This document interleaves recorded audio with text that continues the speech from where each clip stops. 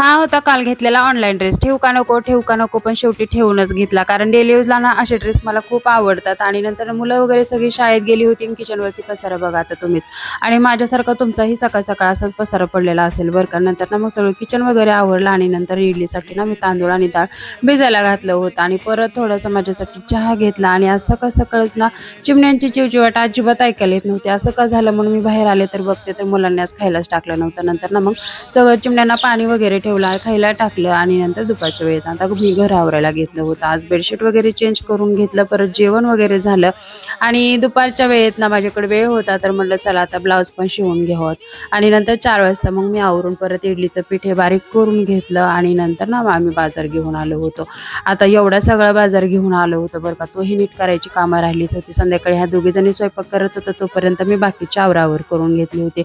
आणि नंतर ना मग फ्रीज वगैरे पुसून सगळा भाजीपाला ठेवला. चला तर मग